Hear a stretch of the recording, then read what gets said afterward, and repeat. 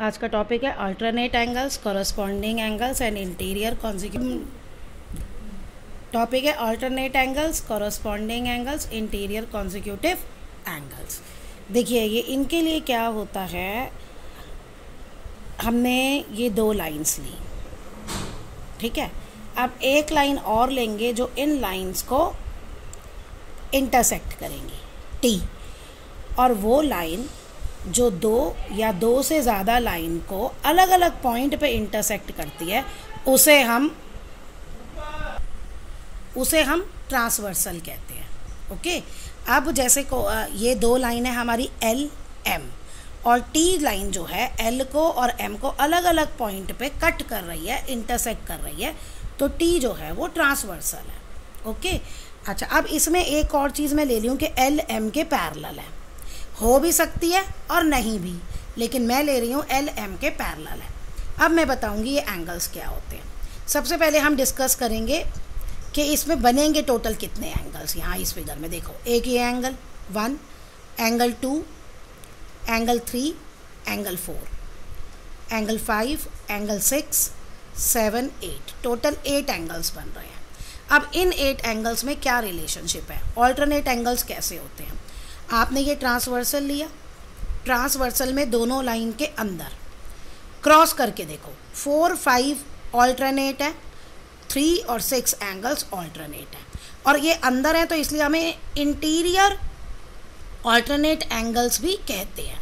देखिए 3, 6 opposite side पे transversal के, एंड 4, 5। अब देखिए मैंने यहाँ इक्वल टू का साइन लगाया है।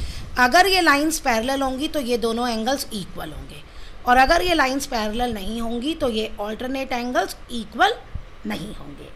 तो ये तो हो गए हमारे इंटीरियर ऑल्टरनेट एंगल्स। ऐसे ही ट्रांसवर्सल इस एल के ऊपर और एल के नीचे बाहर की साइड भी हम ये क्रॉस करके लेते हैं, और इनको हम कहते हैं एक्सटीरियर ऑल्टरनेट एंगल्स। और 2 = 8। अगर ये लाइंस पैरेलल होंगी तभी ये alternate angles, corresponding angles equal होते हैं, जो मैं ये रिजल्ट दे रही हूँ, नहीं तो नहीं होता। ओके, अब हमारे पास आते हैं कॉरस्पॉन्डिंग एंगल्स। देखिए कॉरस्पॉन्डिंग एंगल्स क्या हैं। कॉरस्पॉन्डिंग एंगल्स होते हैं ट्रांसवर्सल के एक ही साइड, ऊपर लाइन के ऊपर और लाइन के नीचे। देखिए 1 जो है और 5, 3 और 8, ये आपके कॉरस्पॉन्डिंग एंगल्स हैं। Angle 1 = angle 5, angle 3 = angle 8, and angle 2 = angle 6, और एंगल 4 = एंगल 7। ट्रांसवर्सल के एक ही साइड, लाइन के ऊपर और लाइन के नीचे, एल और एम। ओके, इसके बाद हमारा आता है interior consecutive angles. Interior consecutive angles क्या होते हैं। इंटीरियर कॉन्जिक्यूटिव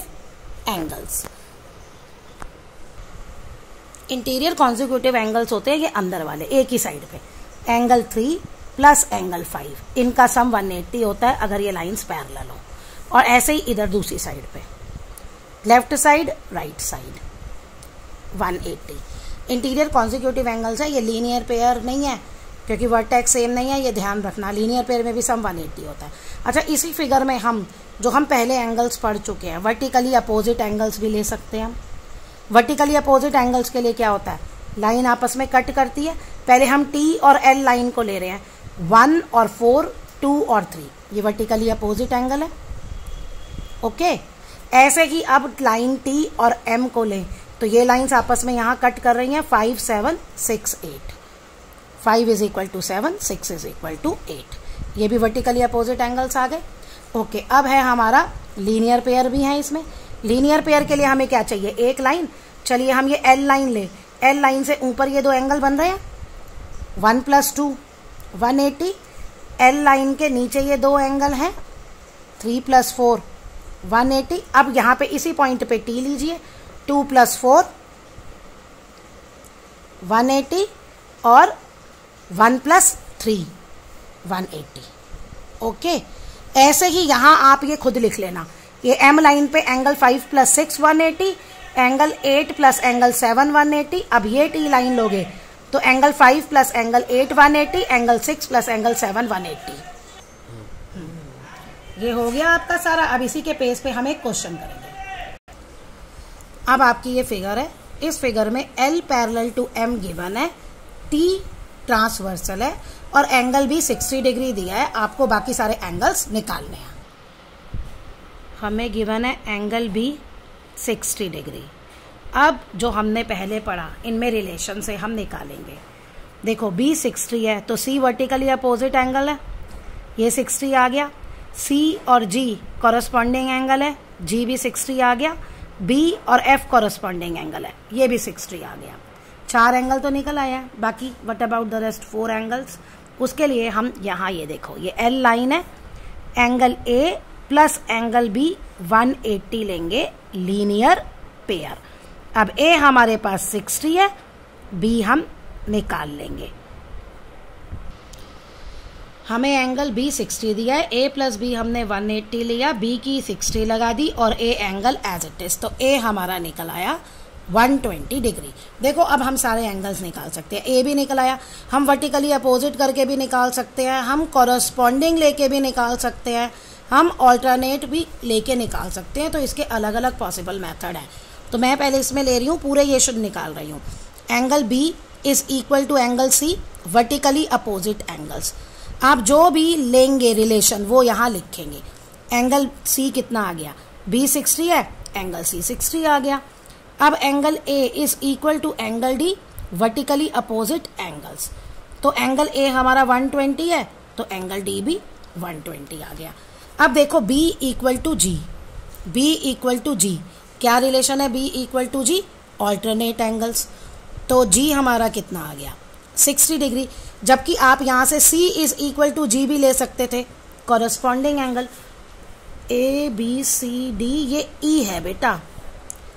और अब हम कैसे लेंगे, D is equal to E, D is equal to E कौन से एंगल हैं, ऑल्टरनेट एंगल्स हैं।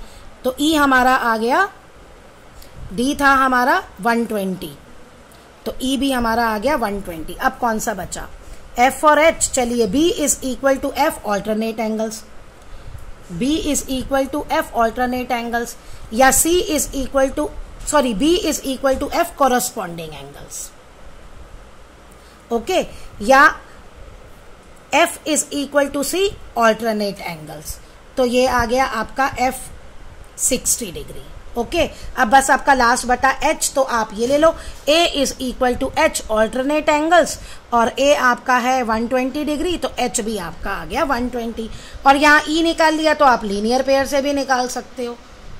कोई भी मेथड आप ले सकते हो, इसमें बहुत so many ways are possible.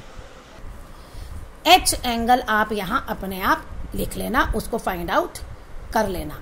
H is equal to A alternate angles, और वो भी आ जाएगा आपका 120 डिग्री के इक्वल।